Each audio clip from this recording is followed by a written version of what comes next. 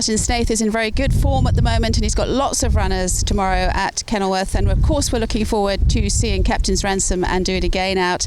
Justin, let's start in race 1. You've got Ozenker, knows his way to the second box quite well, doesn't he? Yes, very much so, and the horse that was right on top of him last time out, he's taking on again. I think it's Dean Canama's horse, and they'll fight it out. I think it's very hard to choose one because their form's pretty similar in a way, and I think that between the two of them they'll fight it out. Hopefully, with the fact that we're in a bit of form, certainly does help, and Richard, might be in your favour tomorrow. Race 2, Bye Bye Bombshell, rested, prep run? Yes, yes, definitely prep run. She's doing well at home. We hope for a positive race, but I think Brett Crawford's horse here, Whoa, will be very hard to beat. I think the race is completely set up for him and literally just has to rock up, in my opinion. I think the only one of mine that may give it a bit of cheek would be the 3-year-old Distinction. Yeah, and you've got Veronica Mars as well. I mean, I must say all your fillies are sort of consistent, aren't they? They are. They're gutsy. They try really hard, but obviously Gimme Dat coming out was a big loss to us. This was a race I've been waiting for months, and I was very disappointed to have to scratch her here. Race 3 on tomorrow's card is obviously like a feature for the public. You've got Captain's Ransom, who's obviously a stable star. You've got Do It Again, who we're all looking forward to seeing out, probably a little bit short of his best in trip, and one-way traffic there as well. Likewise, probably a bit short, but really, really exciting race. Very much so. I think Captain's Ransom's doing well at home. This is obviously her first run in a while, so you think you got it all right, and she looks great, and she's in a good way about her. And obviously, I would never be running her unless I thought she'd run a great race.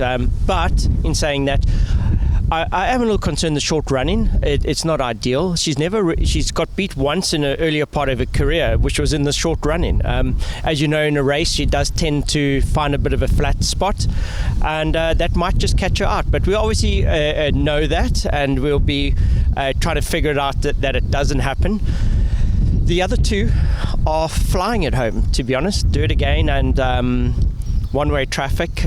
This is a race, I always try to keep their ratings at some sort of, especially One-Way Traffic. He's a horse that, and here, horses that run places don't get penalties. So, and it's way short, but I can tell you what, if it was 1,800 meters or something, it would be game on. Good luck trying to beat either one of them.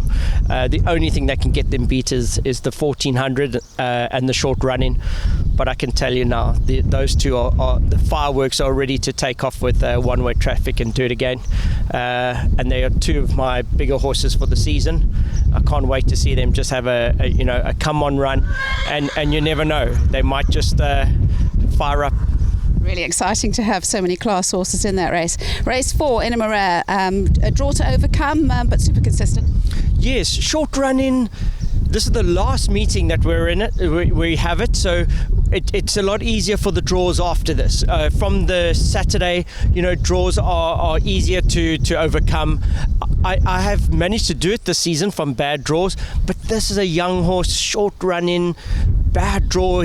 Richard's really going to have to be in his A game here, because you're taking on older horses and he's carrying a bit of weight high up in the handicapping. So really got his work cut out. If he goes close here, I think it'll be very, very impressive. And then you've got Napoleon in here as well. It's never too far away. No, everything I've brought back from Natal is needed half a run, but they've been positive in those races, like Runway Song, Running Rifles, and I think Napoleon's going to be the same. He'll be right there. He just needed the first blow in at Durbanville, and I think if you're going wide here, do not leave him out.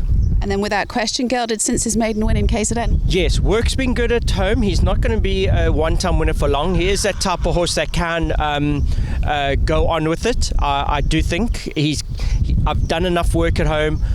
Certainly the dark horse in the race. Another one. Put all three of my horses here. They are really doing well at home. Race 5, you've got the 2 there. Trip to Barberton. Good win last time. Yes. If this had been a long run-in, it would have been a little bit more positive, because the wide draw, she's going to have to make up a bit of ground. But I must be honest, I've watched Sean Veal here in Cape Town. He's actually doing really well, and I think that could almost be the pick of my bunch. You've got Mboti in there as well. She was back to her best last time. She's really doing well. I think she'll be more more effective over further. I think when she gets to 1800, 2000, could be something to keep an eye out for, the little features, and doing well at home. Nice draw, Richard on. I think these two fillies will run really well here. And then the 2 in race 6, Call It Fate, running well, winning a last start. Yes, work's been okay into this race. I'm not overly bullish at all. I thought I was quite surprised last time. I thought it was a great win. I think she's going to have her work cut out, and you put her in because Richard is in that type of form at the moment, but it won't be easy. Then you've got Turn the Page as well, draw to overcome, but she won well from the front last time. Yes, doing well, but draw, young horse, a little bit on the way, but we've managed, when the horses are well and the yard's in form, draws are immaterial, so hopefully she runs well. The 3 in race 7, I wanted all good win from him last time as well. Yes, doing extremely well at home, and expect another good run from him. He is a progressive sort. I think he'll run a consistent race on his last one, but Navy Strength last time, if you go watch the replays, was very unlucky, and I think that's purely why Richard has taken the other ride. If you just go watch Navy Strength's last run, you'll get your answers. Yeah, absolutely. I saw that, and he's also very consistent. Royal Watch as well, not really running to his best capabilities. No, we're battling with him. He just, since Natal, he's just never been the same horse, and we're just hoping for something positive. Race 8, Fur Baby, doing well? Yes, Richard had a choice here. And went with Fur Baby on her post-maiden run. It was a gutsy effort. She's doing well at home. Got to go into everything. Not a good thing, but certainly one to be the short list. And Say Yes is also a nice filly. They actually nice young 3-year-olds going through the handicapping. And I'd put both in and don't go out late. You must be thrilled with how the yard is running. You went through a little bit of a wobble a couple of weeks ago when you thought things weren't going so well, but you've turned the corner. Yeah, look, it normally does happen. We try, we're always trying to do different things and always trying to evolve, and sometimes the decisions are wrong, but we wear them and we move on. So at the moment, it looks like we've got it all in the right place. We're putting a lot of work. Brett Crawford and I are managing the Futura Park here across the road from our training centre, and we're putting a lot of effort into it. And if you look at the trainer's log, maybe the wrong centre's been fixed up. Well, best of luck tomorrow. We're certainly looking forward to seeing the big guns out, and I must say Captain's Ransom's looking fantastic this morning. We'll see you tomorrow. Awesome, looking forward to it. Thanks. Thanks very much to Justin Snaith. He's in absolutely cracking form at the moment. Got another big day at Hollywood Bets Kenilworth tomorrow, and we certainly do look forward to seeing Captain's Ransom and do it again amongst some other top runners.